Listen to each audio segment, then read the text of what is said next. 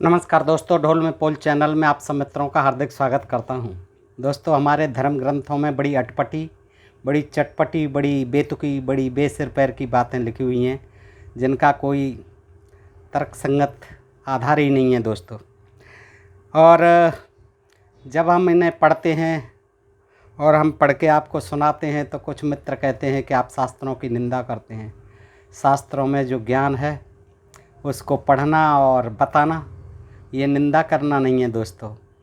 आखिर हम देखते हैं कि इन हमारे शास्त्रों में क्या ज्ञान है, क्या विज्ञान है, तो दोस्तों तब हमें असलियत मालूम पड़ती है। ये पढ़ना और इनको उजागर करना ये कोई निंदा करना नहीं है दोस्तों। जो चीज़ है, जैसा भी है, ज्ञान है या अज्ञान है, वो जनता में आना चाहिए जो हमारे धर्मशास्त्रों में लिखा हुआ है। तो दोस्तों ऐसा ही एक ज्ञान जो है मैं आज आपको व्यास जी के मुख से, देखिए व्यास जी कहते हैं मुनियों से कि कलयुग में महाराज कैसे होंगे स्त्री, कैसे होंगे शूद्र, क्या होंगे उनके नियम धर्म, कैसे होंगे लोग, कैसा होगा पाखंड, कैसा होगा धर्म का स्वरूप आदि प्रश्न जो है मुनि पूछते हैं और व्यास जी जवाब देते हैं। दोस्तों बड़ा ही रोचक प्रसंग है और इससे आप जान पाएंगे। ये ब्रह्म पुराण है, संक्षिप्त ब्रह्म पुराण। देखिए दोस्तों, गीता प्रेस गोरखपुर का है। ये गीता प्रेस गोरखपुर ने जो है सारे ये धर्म ग्रंथ जो है इसी तरह के छाप मारे हैं दोस्तों, और बहुत बड़ा प्रकाशन का काम है गीता प्रेस गोरखपुर का। तो इस तरह के जो पुराण हैं उनके हम देख रहे हैं प्रसंग और ज्ञान। तो देखिए मुनियों ने कहा, यह है पृष्ठ 402 पर है दोस्तों, आप पढ़ सकते हैं, संक्षिप्त ब्रह्म पुराण। मुनियों ने कहा, भगवान कल के स्वरूप यानी कलयुग के स्वरूप का विस्तार पूर्वक वर्णन कीजिए, जिसमें 4 चरणों वाले भगवान धर्म खंडित हो जाते हैं, भगवान के धर्म खंडित हो जाते हैं। तो व्यास जी बोले, निष्पाप मुनियों, तुम जो मुझसे कली का स्वरूप पूछते हो वह तो बहुत बड़ा है, तथापि मैं संक्षेप में ही बतलाता हूँ, सुनो। कलयुग में मनुष्यों की वर्ण यानी वर्ण व्यवस्था और आश्रम संबंधी आचार में प्रवृत्ति नहीं होगी। सामवेद, ऋग्वेद और यजुर्वेद की आज्ञा के पालन में भी कोई प्रवृत्ति न होगा। कलयुग में विवाह को धर्म नहीं माना जाएगा, अधर्म माना जाएगा विवाह को। शिष्य गुरु के अधीन नहीं रहेंगे, बिल्कुल पक्की बात है। शिष्य जो है पहले जैसे ना होंगे, ना पहले जैसे गुरु होंगे। शिष्य जो है आजकल विज्ञान पढ़ाते हैं, मैथ पढ़ाते हैं, सारी चीज़ें पढ़ाते हैं और सबको पढ़ाते हैं आज के गुरु। तो ये जो है पहले जैसे न तो शिष्य हैं, अब न पहले जैसे गुरु हैं, न पहले जैसे गुरुकुल हैं। तो दोस्तों सही कहते हैं वो कि शिष्य गुरु के अधीन नहीं रहेंगे, अब कोई किसी के अधीन नहीं है दोस्तों। स्वतंत्र भारत है। पुत्र भी अपने धर्म का पालन नहीं करेंगे, ये बिल्कुल गलत है। पुत्र जो है बहुत आज्ञाकारी होते हैं आज भी। अग्निहोत्र का नियम उठ जाएगा। कोई किसी भी कुल में क्यों न उत्पन्न हुआ हो, जो बलवान होगा वही कलयुग में सबका स्वामी होगा, ऐसा बिल्कुल नहीं होगा। लोकतंत्र है भारत में, जिसके वोट ज़्यादा होंगे, जिसके पास जनमत होगा वही राजा होगा। जो बलवान होगा वही कलयुग में सबका स्वामी होगा, ऐसा नहीं होगा। सभी वर्णों के लोग कन्या बेचकर जीवन निर्वाह करेंगे। व्यास जी बिल्कुल गलत कह रहे हैं। कन्याओं का बहुत सम्मान होगा, उससे पहले से ज़्यादा होगा। सभी अपवाद तो सब जगह होते हैं, हर युग में रहे हैं। सभी वर्णों के लोग कन्या बेचकर जीवन निर्वाह करेंगे। ब्राह्मणों, कलयुग में जिस किसी का भी जो वचन होगा सब शास्त्र ही माना जाएगा। कलयुग में सब देवता होंगे और सबके लिए सब आश्रम होंगे। अपनी अपनी रुचि के अनुसार अनुष्ठान करके उसमें उपवास, परिश्रम और धन का व्यय करना धर्म कहा जाएगा। कलयुग में थोड़े से ही धन से मनुष्यों को बड़ा घमंड होगा। स्त्रियों को अपने केसों पर ही रूपवती होने का गर्व होगा। ये व्यास जी को बड़ी चिंता हो रही है केसों की। स्त्रियों को अपने केसों पर ही रूपवती होने का गर्व होगा। क्यों नहीं होगा? प्राकृतिक सौंदर्य जो है स्त्री को दिया हुआ है बालों का, तो बिल्कुल होना चाहिए उनको अपने सौंदर्य पर, अपने केसों पर घमंड। तो इसमें व्यास जी को पता नहीं क्या परेशानी हो रही है। स्त्रियों को अपने केसों पर ही रूपवती होने का गर्व होगा। सुवर्ण, मणि और रत्न आदि तथा वस्त्रों के भी नष्ट हो जाने पर स्त्रियां केसों से ही श्रृंगार करेंगी। ऐसा नहीं है, सारे गहनों से श्रृंगार करेंगी, अच्छे अच्छे वस्त्र भी पहनेंगी कलयुग में, और पहन रही हैं। कलयुग की स्त्रियां धनहीन पति को त्याग देंगी, ऐसा भी कुछ नहीं है। पतियों का खूब सम्मान आज भी करती हैं। उस समय धनवान पुरुष ही युवतियों का स्वामी होगा, ऐसा भी नहीं होगा। कलयुग में गरीब पुरुषों की भी स्त्रियां होंगी, वो भी बड़ी अच्छी होंगी, सुशील होंगी, आज्ञाकारिणी होंगी। जो अधिक देगा उसे उसे ही मनुष्य अपना मालिक मानेंगे। उस समय लोग प्रभुता के ही कारण संबंध रखेंगे। द्रव्य रास घर बनाने में ही समाप्त हो जाएगी। बिल्कुल, इसमें कोई अलग बात नहीं है, कोई अजीब बात नहीं है कि लोग जो अच्छे अच्छे मकान बनाएंगे, जैसे पहले राजा लोग रहते थे महलों में, वैसे ही अब आम जनता भी रहेगी। और सारी द्रव्य राशि घर बनाने में खूब पैसा लगता है, उससे दान पुण्यादन होंगे। दान पुण्य की तरफ ध्यान ही नहीं जाएगा, मकान की तरफ जाएगा, अपने बच्चों के भरण पोषण शिक्षा पर जाएगा। बुद्धि द्रव्यों के संग्रह मात्र में ही लगी रहेगी, उसके द्वारा आत्मचिंतन न होगा। सारा धन उपभोग में ही समाप्त हो जाएगा, उससे धर्म का अनुष्ठान न होगा। और इससे बड़ा क्या धर्म होगा व्यास जी? अपने बच्चों को बढ़िया शिक्षा देना, बढ़िया आवास देना, सुख सुविधाएं देना, अपनी पत्नी को सुख सुविधाएं देना, और पति का भी अपने पति को, अपने बच्चों को कमा करके सुख सुविधाएं देना, ये कलयुग में बहुत अच्छा धर्म है। कलयुग की स्त्रियां स्वेच्छाचारिणी होंगी, ऐसा कुछ नहीं है। हाव भाव विलास में ही उनकी स्पृहा रहेगी। अन्याय से धन पैदा करने वाले पुरुषों में ही उनकी आसक्ति होगी, ऐसा कुछ नहीं होगा। सुहृदों के निषेध करने पर भी मनुष्य एक एक पाई के लिए भी दूसरों के स्वार्थ की हानि कर देंगे। ब्राह्मणों, कलयुग में सब लोग सदा सबके साथ समानता का दावा करेंगे। ये बात तो व्यास जी आपने सही कही। समानता और बंधुत्व, ये जो है समता, इसकी तो मांग करेंगे। सभी चाहेंगे कि सब जो है मनुष्य समान हैं, ईश्वर के बनाए हुए बताए जाते हैं, तो सभी ईश्वर के जीव सभी समान हैं, सभी मनुष्य समान हैं। तो कलयुग में सब लोग सदा सबके साथ समानता का दावा करेंगे, कोई किसी से कम नहीं रहेगा। गायों के प्रति तभी तक गौरव रहेगा जब तक वे दूध देती रहेंगी। बिल्कुल पक्की बात कही आपने। फिर छोड़ देते हैं उन्हें, जंगलों में और खेतों में घूमती फिर रही हैं, मारी मारी फिरती रहेंगी। कलयुग की प्रजा प्रायः अनावृष्टि और क्षुधा के भय से व्याकुल रहेगी, ऐसा कुछ नहीं होगा। समर लग गई, बिजली लग गई, हैंडपंप लग गए, ट्यूबवेल लग गए, सब कुछ बढ़िया, वर्षा पर कोई डिपेंड खेती नहीं है। तो कलयुग की प्रजा प्रायः अनावृष्टि और क्षुधा के भय से, ना बिल्कुल क्षुधा नहीं रहेगी, कोई अकाल नहीं पड़ेगा। सबके नेत्र आकाश की ओर लगे रहेंगे, बिल्कुल नहीं लगे रहेंगे। वर्षा न होने से दुखी मनुष्य तपस्वी जनों की भांत मूल फल और पत्ते खाकर रहेंगे। असंभव, अब कोई ऐसी स्थिति नहीं है। और कितने ही आत्मघात कर लेंगे। कली में सदा अकाल ही पड़ता रहेगा, बिल्कुल गलत। सब लोग सदा असमर्थ होकर क्लेश भोगेंगे। कभी किन्हीं मानवों को थोड़ा सुख भी मिल जाएगा। सब लोग बिना स्नान किए ही भोजन करेंगे, ऐसा कुछ नहीं है सर व्यास जी, ऐसा कुछ नहीं है। सब लोग नहा धो करके ही भोजन करते हैं, सब लोग नहा धो करके ही अपने ड्यूटी जाते हैं, सब लोग नहा धोते हैं। खूब पानी की कोई कमी नहीं है। अग्निहोत्र, देव पूजा, अतिथि सत्कार, श्राद्ध और तर्पण की क्रिया कोई नहीं करेंगे, सब करते हैं। खूब भेड़ चाल है, खूब पाखंड है, खूब अंधविश्वास है। कलयुग की स्त्रियां, फिर आ गए स्त्रियों पर, देखिए क्या कहते हैं। कलयुग की स्त्रियां लोभी होंगी, नाटी होंगी, ऐसा भी कुछ नहीं है। अधिक खाने वाली, अब व्यास जी को क्या पता था, पहले से ही भविष्यवाणी कर रहे हैं कि अधिक खाने वाली, बहुत संतान पैदा करने वाली। अरे कहाँ पैदा करने वाली, अब तो 2 ही बच्चे, वो ही अच्छे। जब तक कौरवों के 100 कौरव हुए, 10-10 हज़ार हो जाते थे, सगर के 60,000 हो गए थे। पता नहीं कितने 100 से तो कम राजाओं के होते ही नहीं थे। तो ऐसा कुछ नहीं, अधिक खाने वाली, बहुत संतान पैदा करने वाली और मंद भाग्य वाली होंगी, बिल्कुल नहीं होंगी। मंद भाग्य वाली नहीं होंगी, पढ़ लिख करके बड़ी अधिकारी बन रही हैं, हवाई जहाज़ उड़ा रही हैं, सेना में जा रही हैं, पायलट, रेल चला रही हैं, बसें चला रही हैं, बिजनेस चला रही हैं, व्यापार कर रही हैं, अधिकारी बनी हुई हैं। व्यास जी, कहाँ आप लिख गए ये कि मंद भाग्य वाली होंगी। बहुत भाग्यवान हैं कलयुग की स्त्रियां, वे दोनों हाथों से सिर खुजलाती रहेंगी। ये भी कोई बात हुई? अरे जब सिर में खुजली मचेगी तो आप भी खुजाएंगे व्यास जी। तो वे दोनों हाथों से सिर खुजलाती रहेंगी। क्या बेतुकी बात करते हैं व्यास जी। गुरुजनों और पति की आज्ञा का भी उल्लंघन करेंगी। ऐसा कुछ नहीं है, ऐसी कोई बात नहीं है, आप परेशान न हो।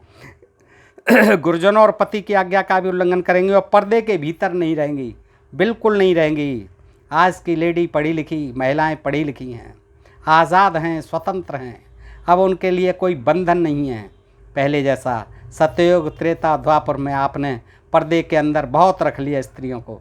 अब कलयुग में आज़ाद भारत में आज़ाद हो गई हैं, पढ़ लिख करके आगे बढ़ रही हैं, अपना ही पेट पालेंगी, क्रोध में भरी रहेंगी। ऐसा कुछ नहीं है व्यास जी, क्यों इतनी निंदा करते हो?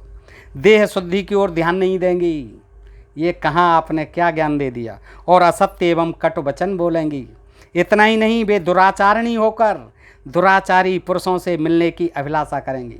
दोस्तों, ये सारे ग्रंथों में शूद्र और पशु और नारी, इनकी बड़ी ख्वारी की है दोस्तों, हर ग्रंथ में, हर शास्त्र में। और इसे कहते हैं कि ये ज्ञान है, विज्ञान है। स्त्रियों को और शूद्रों को तो पशुवत समझा गया है।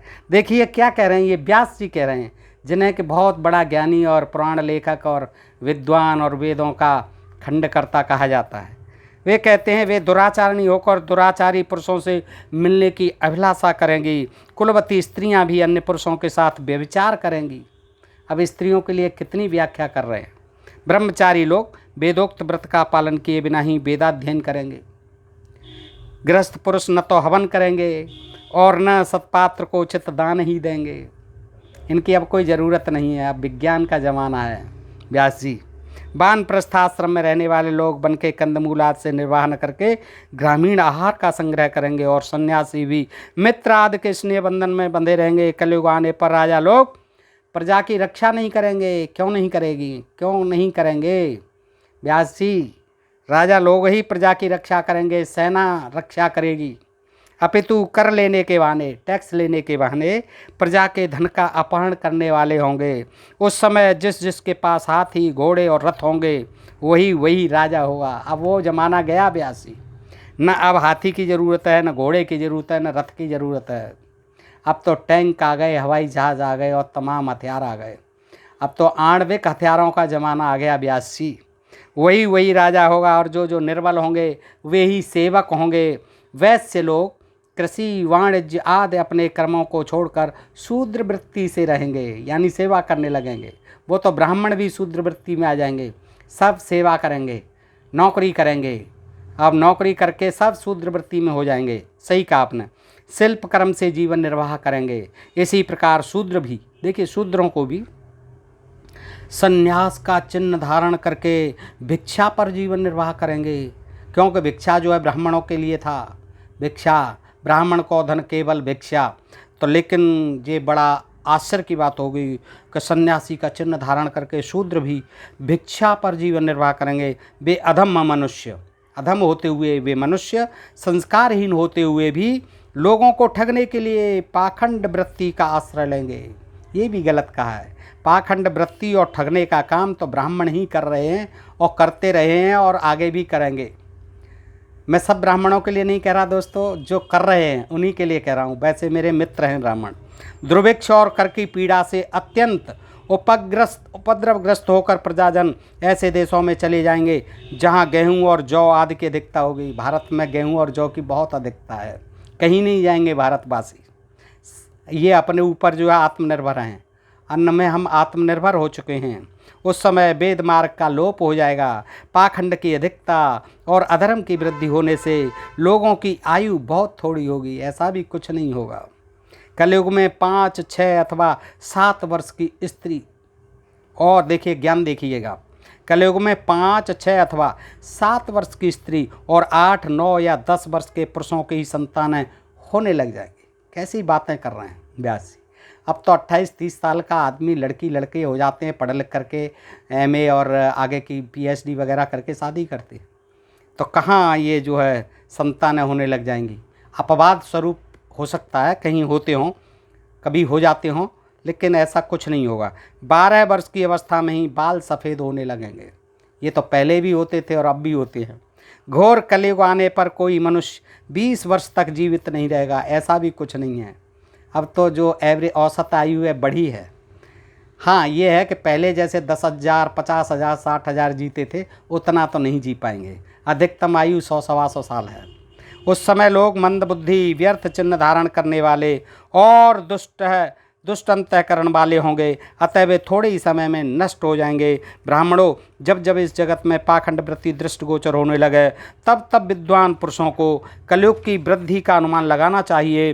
ब्राह्मणों, कलयुग में पाखंड से दूषित चित्त वाले मनुष्य सबकी सृष्टि करने वाले जगतपति भगवान विष्णु की आराधना नहीं करेंगे। उस समय पाखंड से प्रभावित मनुष्य ऐसा कहेंगे कि देवताओं से क्या लेना देना, ब्राह्मण और वेदों से क्या लाभ, जल से होने वाली शुद्धि में क्या रखा है। कलयुग में मेघ थोड़ी वृष्टि करेंगे, खेती में बहुत कम फल लगेंगे और वृक्षों के फल सारहीन होंगे। कल में प्राय लोग घुटनों तक वस्त्र पहनेंगे, ऐसा कुछ नहीं है। वृक्षों में समी की ही अधिकता होगी। चारों वर्णों के सब लोग शूद्रवत हो जाएंगे। कलयुग के आने पर प्राय छोटे छोटे धान्य होंगे, अधिकतर बकरियों का दूध मिलेगा, ऐसा कुछ नहीं है, सबका मिलेगा। आइए आप व्यास जी, गाय का भी दूध पिलवाते हैं आपको, भैंस का भी, सब चीज़ का दूध सब पशुओं का मिलेगा। तो वो कहते हैं अधिकतर बकरियों का दूध मिलेगा और खसही एकमात्र अनुलेपन होगा। कलयुग में अधिकतर सास और ससुर ही लोगों के गुर्जन होंगे। सास ससुर के ऊपर भी कहते हैं कि वो ही गुर्जन होंगे। मुनवरों, उस समय मनोहारिणी भार्या और साले आदि ही सुहृद समझे जाएंगे। लोग अपने ससुर के अनुगामी होकर कहेंगे कि कौन किसकी माता है और कौन किसका पिता। ऐसा कुछ नहीं है। सास ससुर अपनी जगह हैं, अपने माता पिता अपनी जगह हैं। सब जीव अपने कर्मों के अनुसार ही जन्मते हैं और मरते हैं। अब शूद्रों की विशेषता का वर्णन सुनो। द्विजों को पहले ब्रह्मचर्य व्रत का पालन करते हुए वेदाध्ययन करना पड़ता है। फिर धर्मतः प्राप्त हुए धन के द्वारा विधिपूर्वक यज्ञ करना पड़ता है। इसमें भी व्यर्थ वार्तालाप, व्यर्थ भोजन और व्यर्थ धन द्विजों के पतन के कारण होते हैं, इसलिए उन्हें सदा संयमी रहना होता है। यदि वे सभी वस्तुओं में विधि का पालन न करें तो उन्हें दोष लगता है। किंतु मंत्रहीन पाक यज्ञ का, मंत्रहीन, कोई मंत्र की जरूरत नहीं, मंत्रहीन पाक यज्ञ का अधिकारी शूद्र केवल द्विजों की सेवा करने मात्र से, ये चीज़ें तो हर ग्रंथ में हैं, हर शास्त्र में हैं, कोई भी उठा के देख लो। शूद्रों के लिए तो यही काम है। देखिए क्या कहते हैं, मंत्रहीन पाक यज्ञ का अधिकारी शूद्र केवल द्विजों की, ब्राह्मण क्षत्रिय वैश्य, द्विजों की सेवा करने मात्र से अपने लिए अभीष्ट पुण्य लोकों को प्राप्त कर लेता है, उद्धार हो जाता है। केवल तीनों वर्णों की सेवा करता रहे द्विजों। इसलिए शूद्र अन्य वर्णों की अपेक्षा अधिक धन्यवाद का पात्र है। बिल्कुल, व्यास जी ने धन्यवाद का पात्र बता दिया। शूद्र भाइयों को खुश हो जाओ, सेवा करते रहो द्विजों की। शूद्रों, आपको परलोक मिलेगा, स्वर्गलोक मिलेगा, सब कुछ अच्छा ही मिलेगा मरने के बाद। स्त्रियां क्यों धन्य हैं, इसका कारण बतलाया जाता है। फिर स्त्रियों पे आ गए। पुरुषों को अपने धर्म के विपरीत न चलकर सदा ही धनोपार्जन करना, उसे सुपात्रों को देना, दान देना, कमाओ और दो, दान दो, और विधिपूर्वक यज्ञ करना आवश्यक है। धन के उपार्जन और संरक्षण में महान कलेश उठाना पड़ता है तथा उसे उत्तम कार्य में लगाने के लिए मनुष्यों को जो गहरी चिंता करनी पड़ती है वह सबको विदित है। ये तथा और भी बहुत से कलेश सहन करके पुरुष क्रमशः प्राजापत्य आदि शुभलोक प्राप्त करते हैं, परंतु स्त्री मन, वाणी और क्रिया द्वारा केवल पति की सेवा करने मात्र से उसके समान लोकों पर अधिकार प्राप्त कर लेती है। केवल मन और वाणी और क्रिया द्वारा पति की सेवा करने से ही स्त्री का कल्याण हो जाता है।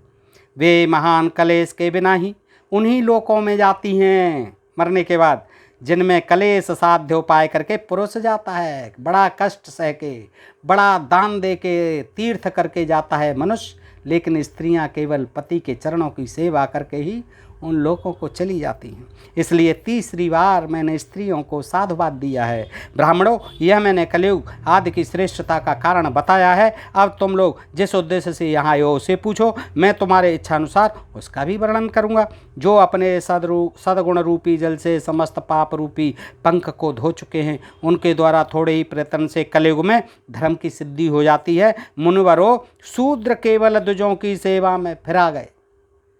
शूद्र केवल द्विजों की सेवा में तत्पर रहने तथा स्त्रियां पति की शुश्रूषा करने मात्र से अनायास ही पुण्यलोक प्राप्त कर लेती हैं। देखिएगा, शूद्र सेवा करता रहे और स्त्री जो है पति के चरणों की सेवा करती रहे, दासी बनी रहे, तो अपना जो है उनको स्वर्गलोक मिल जाएगा। पुण्यलोक कहते हैं, स्वर्गलोक नहीं, पुण्यलोक मिलेगा कोई, जिसमें आनंद ही आनंद होंगे मरने के बाद। दुजातियों को सत्य आदि तीनों युगों में धर्म का साधन करते समय अधिक कलेश उठाना पड़ता है, किंतु कलयुग में मनुष्य थोड़ी ही तपस्या से शीघ्र ही सिद्धि प्राप्त कर लेते हैं। तो दोस्तों, ये आपने देखा इस ब्रह्म पुराण में व्यास जी किस तरह का ज्ञान देते हैं शूद्रों के लिए और स्त्रियों के लिए दोस्तों। और आप ये भी जान पा रहे हैं कि हमारे धर्म शास्त्रों में किस तरह का ज्ञान जो है शूद्रों के लिए और स्त्रियों के लिए खास तौर से हर शास्त्र में, हर ग्रंथ में यही लिखा हुआ है। दोस्तों, आज के लिए इतना ही। सुनने के लिए आप सबका बहुत बहुत आभार, धन्यवाद। और आपसे एक ही निवेदन कि अपने प्रिय चैनल ढोल में पोल को सब्सक्राइब करते रहें। नमस्कार, जय हिंद, जय भारत दोस्तों।